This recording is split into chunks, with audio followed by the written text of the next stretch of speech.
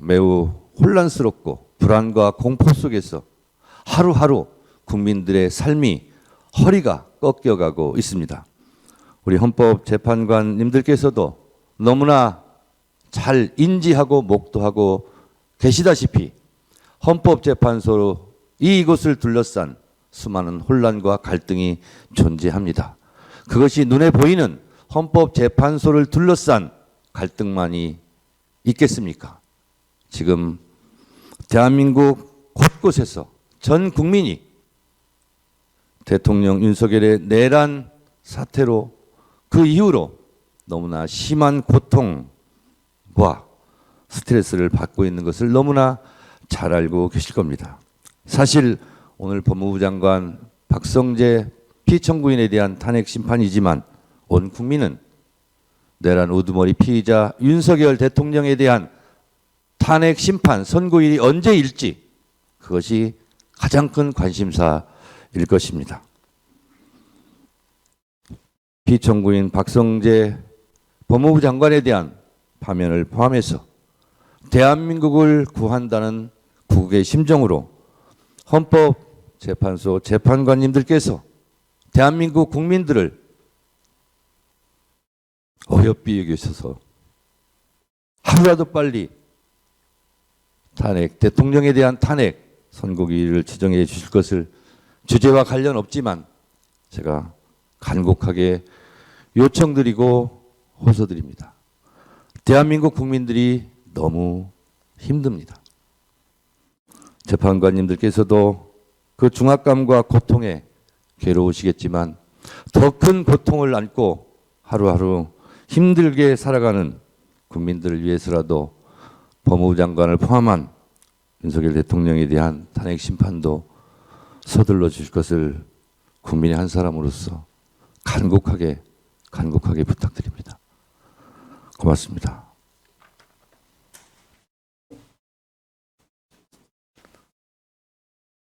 안녕하십니까, 뉴스와입니다. 자, 윤석열 탄핵 심판이 이제 얼마 남지 않았습니다. 그런데 아직까지 날짜가 지정해지지 않아서 국민들의 불안감이 더 커지고 내란성 스트레스가 커져가고 있습니다. 자, 하루빨리 이번 주 안에 결정이 돼야 되고 늦어도 금요일에 선고가 되려면은 이제 내일이나 모레 이 탄핵 선고일이 지정이 돼야 됩니다. 하루빨리 금요일에 윤석열 탄핵이 인용되는 그런 기일이 잡혔으면 좋겠습니다. 자, 오늘 우리가 계속해서 말씀드리는 거는 탄핵을 앞두고 지금 국민의힘 쪽에서 탄핵을 기각해야 된다, 각하해야 된다, 이런 입장이고, 우리 야당과 민주당 쪽 입장에서는 탄핵을 인용을 해야 된다, 그런 입장인데요. 저는 이 중간적인 입장에서 봐도 윤석열을 탄핵을 해야만 하는 이유를 계속 말씀을 드리고 있습니다. 왜 그러냐면은 헌법재판소 이 재판관들의 지금 의견이 어떤 의견이 지금 통일이 되지 않기 때문에 거기에 대해서 좀 차일피일 지금 미루고 지금 눈치를 보고 있는 것 같은데, 고민을 할 게 없이 윤석열을 지지를 하건 윤석열을 탄핵을 인용을 하건 중요한 거는 윤석열이 만약에 이 탄핵의 기각이나 각하가 돼가지고 윤석열이 대통령에 복귀한다고 봅시다. 그렇게 가정을 할 때 어떤 일이 벌어지는가를 생각을 해보세요. 그러면 윤석열 탄핵을 찬성하는 사람들은 뭐 상관없지만 윤석열 탄핵을 기각하거나 각하를 해서 봐주자, 이런 입장이면은 어떻게 될 것 같아요?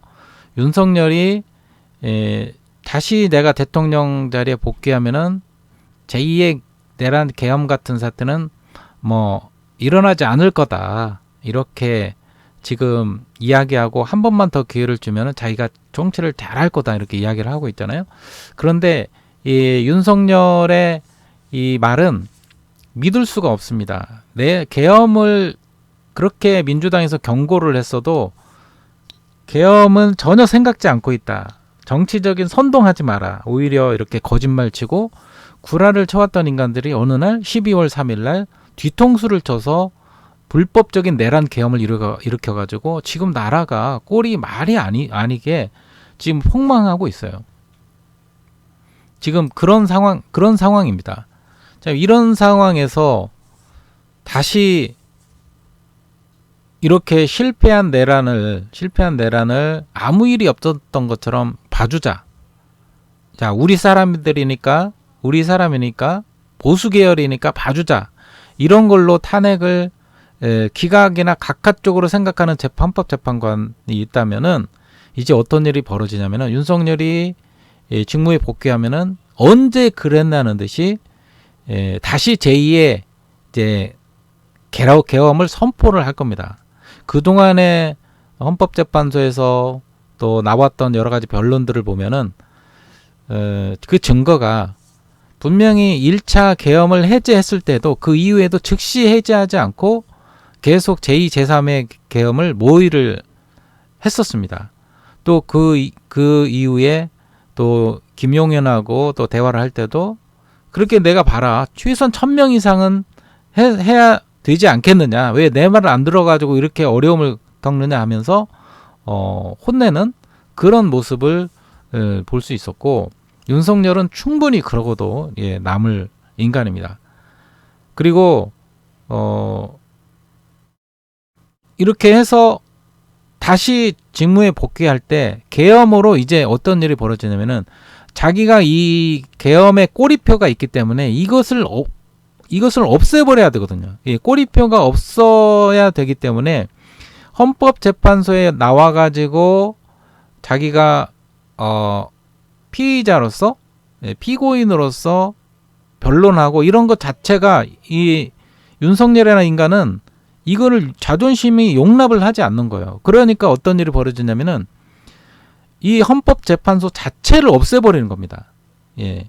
제가 엊그제 영상에서도 말씀드렸지만 윤석열이는 헌법재판소 자체를 부정할 거예요. 왜냐하면 내 위에 누가 있으면 안 되거든. 내 위에 어떤 기관이나 인물이 있으면 안 되는 거예요. 정치적인 정적은 제거를 하고 천상천하 유아 독존이기 때문에 자기밖에 없는 거예요. 자기가 최고 존엄인 거예요.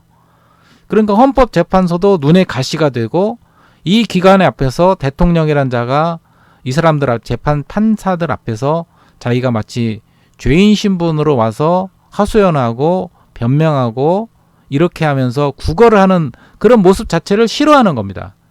그렇기 때문에 내가 힘이 없어서 지금은 이렇게 하지만 내가 정권을 다시 잡으면 너희들 가만히 안 둘 거야. 내가 가만두나 봐라. 이놈들. 그리고 이 안에 헌법재판관 안에 또 민주당을 지지하는 야당 쪽의 인사라고 생각하는 그런 사람들이 있을 거란 말입니다. 그러면 그 사람들은 그 노상원 수첩에서 나온 것처럼 다 포박하고 공해상으로 배를 끌고 나가서 거기서 폭발을 시키거나 아니면 고문하여 죽이거나 그런 일이 벌어지는 겁니다. 그리고 탄핵을 기각하고 각하했던 헌법재판관들도 어떤 일이 벌어지냐. 죽이지는 않을지도 몰라도 헌법기관 자체를 없애버리는 거예요. 충분히 그렇게 할 수 있습니다. 이 군대를 동원해서 권력으로 군대와 검찰을 동원해서 예를 들어서 검찰이 지금 심우정 검찰총장이 하는 짓을 보십시오.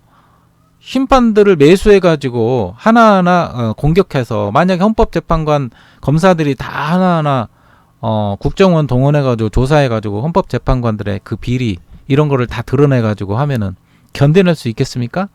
스스로 사퇴를 하든지 반강제 사퇴를 시켜가지고 헌법재판소를 없애버리는 겁니다. 아니면은 헌법재판소를 운영을 해도 자기 말을 잘 따르는 그런 보수적인 인간들로 지금 국가인권위원회를 보십시오. 국가인권위원장이나 김용원이 같은 그런 인간들을 다 꽂아 넣어가지고 말도 안 되는 그런 결정들을 하고 이진숙이 같은 자를 꽂아 넣어가지고 말도 안 되는 짓거리를 벌이고 국민의힘의 권성동이나 권영세나 나경원이나 이런 인간들 보십시오. 말도 안 되는 논리로 계속 불법 내란을 범죄를 저질러 놓고도 죄가 없다고 이거 합법적이라고 자꾸 우기지 않습니까? 그런 인간들로 헌법재판소를 차지한다면은 보나마나 8대 0이에요. 그 윤석열과 김건희의 뜻대로 운영되어 가는 겁니다. 그렇게 되면 어떻게 됩니까? 헌법재판소가 날려가든지 아니면 헌법재판소가 이렇게 어용기구로 빠져가지고 옛날 통일주체 국민회의나 아니면은 윤석열의 다 쫄개들로 다 자리를 차지해가지고 나라가 지금 어떻게 되는 겁니까? 그리고 같이 이렇게 여덟 명의 헌법재판관, 그 다음에 마은혁 재판관도 헌법재판소가 임명하라고 했는데도 지금 최상목이가 어떻게 하고 있습니까? 말을 듣지 않잖아요. 헌법재판소의 말을 듣지 않습니다. 헌법재판관들의 말을 듣지 않아요. 그런데 최상목이도 그러는데 윤석열이가 권력을 잡고 말을 듣겠습니까? 헌법재판소의 말을. 근데 이렇게 되면은 민주주의가 완전히 무너지고 윤석열과 김건희 1인 체제로 독재가 되는 거예요. 독재. 검찰을 동원한 독재. 검찰과 사법 카르텔 그리고 기득권들이 다 결집을 해서 우리나라는 그야말로 폭망을 하게 됩니다. 예. 폭망을 하게 돼요. 그리고 내전이 벌어집니다. 그리고 헌법재판소에서 같이 일했던 근무했던 헌법재판관들 어떻게 됩니까? 동료들이 다 몇 사람 때문에 반대했던 탄핵을 기각하고 각하를 했던 두세 사람 때문에 그 때문에 나머지 4-5명의 헌법재판관들은 다 죽임을 당하거나 고문을 당해야 되고 거기에 관련된 가족들 또 친구들 또 헌법재판소 직원들 이런 사람들을 다 수첩에 적어가지고 반대 인사들은 다 숙청하고 그렇게 하려고 하지 않겠습니까? 그리고 그 다음에 윤석열을 그동안에 비판해왔던 많은 언론들, 정치인들, 국회의원들, 선관위 다 장악해가지고 이제 가짜 데이터 심고 선관위 위원들을, 선관대 직원들을 다 고문해가지고 지들 입맛에 맞게 다 굴게해서 어떻게 됩니까? 나라가 독재화가 되는 거예요. 그리고 그렇게 되면은 어떤 일이 벌어지냐? 그러면 야당 쪽에 민주 시민들과 빛의 혁명을 일으킨 촛불 시민들 이런 시민들은 그러면 가만히 있겠는가? 여기에 불만을 가진 또 많은 전국의 수백만, 수십만, 수백만 사람들이 이런 불법적인 계엄군의 활동에 가만히 있겠습니까? 총칼을 들고 나와서 밀란이 일어나죠. 그리고 군대에서조차도 다 윤석열의 말에 계엄군의 말에 따르지 않는 군인들도 있어요. 충직한 군인들이 있습니다. 그들과의 또 군인들과 경찰들과 민주시민들이 또 합세해서 제2의 광주 사태 같이 제2의 광주 민주화운동 같은 이런 민주화운동이 또 전국에 걸쳐서 곳곳마다 일어날 겁니다. 그렇게 되면 우리나라는 완전히 망하게 되는 거예요. 이런 일이 피바람이 불게 될 겁니다. 이런 일이 일어나지 말라는 법 없어요. 반드시 저와 같은 또 이렇게 주장하는 사람들이 가만히 있지는 않을 겁니다. 예를 들면은 이번에 불법 내란 계엄을 딱 선포할 때 민주 시민들이 다 국회의원 보좌진과 합세해가지고 국회에 다 모여서 내란 계엄을 막지 않았습니까? 이제는 저들이 총칼로 들고 나오면 우리가 뭐 평화적인 시위로 조용조용히 끝날 일이 아니에요. 저들이 총칼을 들고 나오면 민주 시민들도 이제 총칼을 들고 직접 싸워서 진압을 해야 돼요. 예, 진압을 해야 됩니다. 예, 그렇게 되면 우리나라는 내전이 일어나고 이제 그렇게 되면 북한이 쳐들어오거나 일본이 쳐들어오거나 중국이 쳐들어오거나 그러면은 나라가 참 좋은 꼴이 날 것 같습니다. 그런 일이 벌어지길 원합니까? 그런 무시무시한 내전 상황까지 벌어지도록 헌법재판소의 재판관들이 윤석열을 불쌍히 여겨가지고 뭐 이재명과 민주당에 정권을 내주면 안 된다 이렇게 하면서 윤석열에게 면죄부를 주고 다시 탄핵을 불법 내란의 어떤 내용보다 동기보다 5가지 원칙을 다 어겼는데 그냥 절차상의 문제만 따져가지고 지기현 판사놈처럼 또 심우정 검찰총장놈처럼 그렇게 절차적인 문제만 따져가지고 꼼수를 부려가지고 윤석열을 살려줬다가는 그 한두 사람 살리고자 하다가 우리나라의 수십만 수백만이 죽어가는 이런 처참한 비극이 벌어지고 그렇게 되면 우리나라가 대외 신인도를 잃어버리고 당장 폭망하게 되는 이런 사태는 누가 책임질 겁니까?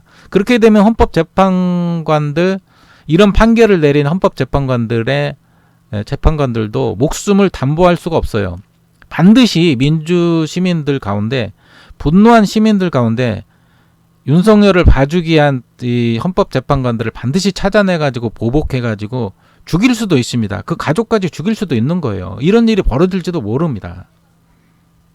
이게 그냥 상상이 아닌 거예요. 지금 이게 장난이나 게임이 절대 아닙니다. 지금 이 극우 좀비당들이 탄핵을 기각하고 반대하면서 어떤 짓거리를 벌였습니까? 법원을 침탈을 해가지고 침투해가지고 판사를 잡아서 죽이려고 하는 그 판사 어딨냐 하면서 판사를 잡아 죽이려고 실제로 하고 막 폭도들이 변해가지고 기물을 파쇄하고 법원을 침탈해서 다 부수고 난장판을 만들지 않았습니까? 그런데 만약에 이런 것들이 이번에 탄핵이 기각되면 이제는 반대로 민주적인 세력에서 이런 일들이 분노한 시민들이 걷잡을 수 없이 이렇게 하게 되면은 수천 명의 이 경찰 병력으로도 잡을 수가 없어요. 예, 내란 계엄이 만약에 이렇게 되면은 어떤 일들이 벌어질지 모릅니다. 그러면은 헌법재판관들, 당장 헌법재판관들이나 헌법재판소, 또 헌법재판소의 직원들, 가족들, 그들을 반드시 찾아내가지고 죽일지도 모르는 테러가 벌어질지도 모릅니다. 이런 일이 있으면 안 되는 거예요. 이런 불행한 사태가 있으면 안 됩니다.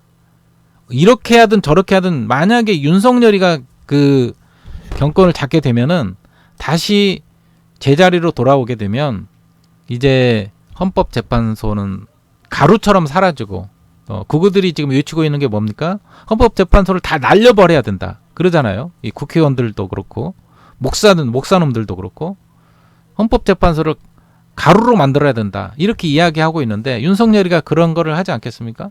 헌법재판소를 다 당장 날려버리고 재판관들, 재판소 직원들, 가족들 다 잡아서 고문하고 폭행하고 아마 씨를 말려버릴 수도 있습니다. 이런 불행한 사태가 일어나도록 윤석열을 탄핵을 기각하고 각하를 할 것인가 절대로 오판하지 말기를 바랍니다. 제가 이 영상을 계속 이야기하는 거는 대한민국에 이런 불행한 사태가 예견되니까 벌어지지 않도록 헌법재판소 재판관들, 특히 윤석열에 대해서 옹호하고 또 기각하고 각하를 하려고 하는 마음을 먹고 있는 재판관이 있다면은 마음과 생각을 고쳐먹도록 그렇게 결정하는 당신들에게도 좋은 일이 아닐 거다. 항상 당신들의 이 헌법재판소가 날려져고 헌법재판소가 사라질 것이다. 사라지고 같이 함께 일했던 헌법재판소 판사들은 쥐도새도 모르게 또 끌려가서 죽을지도 몰라요. 윤석열이와 김건희가 충분히 그러고도 남습니다. 두고 보세요. 어떤 일이 벌어진지. 이런 참사가 일어나지 않도록 헌법재판관들 빨리 올바른 결정을 하고 8대0 만장일치로 이번 금요일 날 탄핵을 빨리 인용하기를 바라고 제발 엉뚱한 오판을 하지 말고 엉뚱한 선고를 하지 말고 8대0 만장일치로 탄핵을 인용하기를 바랍니다. 자, 오늘 영상은 다시 여기서 마치도록 하겠습니다. 계속해서 지금 현재 중요한 거는 빨리 윤석열 탄핵을 인용하고 그 날짜를 정해서 결론을 빨리 내야 된다는 거예요. 이제 국민들이 죽어가고 있습니다. 고통스러워하고 있고 내란성 스트레스로 불면증을 잃어가고 의욕을 잃고 힘겨워하고 있습니다. 몸살을 앓아가고 있고 하루빨리 이 나라가 정상화돼 가지고 우리나라 대한민국의 신인도가 올라가고 경제가 다시 살아나고 국민들이 살만한 좀 세상이 되었으면 좋겠고, 이번 일을 계기로 이런 말도 안 되는 이 불법적인 내란 계엄을 옹호하는 세력들, 정치인들, 언론인들, 또 이런 법조인들, 이런 것들이 다 정리되면은 좋겠습니다. 자, 오늘 영상은 여기서 마치도록 하겠습니다. 좋아요와 알림 설정 부탁드립니다. 감사합니다.